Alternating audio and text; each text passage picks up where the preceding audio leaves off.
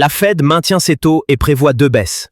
Lors de sa réunion du 18 juin, la Réserve fédérale américaine a maintenu son taux directeur dans la fourchette de 4,25% à 4,50%, conformément aux anticipations du marché. Jerome Powell a souligné la nécessité de conserver une approche prudente face aux pressions inflationnistes persistantes, notamment dues à des tensions géopolitiques et des ajustements tarifaires.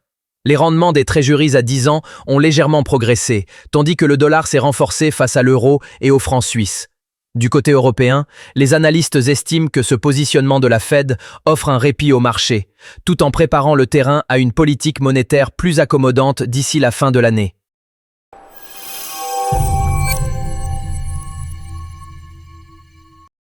CAC 40 recule, matières premières tendues.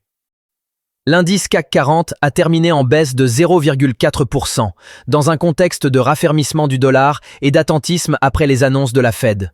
Sur le marché des matières premières, le Brent évolue autour de 76 à 77 $ le baril, dans un contexte toujours marqué par des tensions au Moyen-Orient.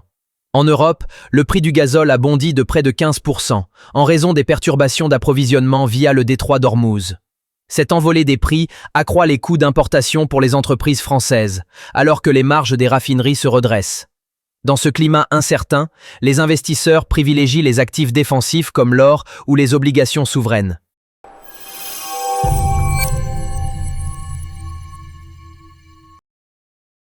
Actions en baisse, or et dollars recherchés. Les indices boursiers mondiaux affichent un repli modéré.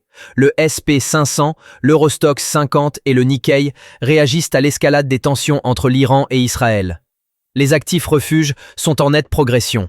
L'or atteint 3 372 $ l'once, tandis que le dollar se renforce face à la plupart des devises majeures. Malgré le regain d'inflation potentiel lié aux risques géopolitiques, les principaux indices conservent une dynamique de consolidation proche de leur sommet historique. Cette évolution reflète la sensibilité des marchés globaux aux conflits internationaux et un retour vers des valeurs perçues comme sûres.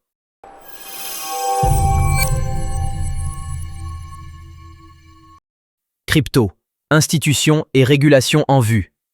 Selon Reuters, 61 entreprises en dehors du secteur crypto ont intégré le Bitcoin dans leur stratégie de trésorerie, à l'image de MicroStrategy, qui détient désormais plus de 63 milliards de dollars en BTC.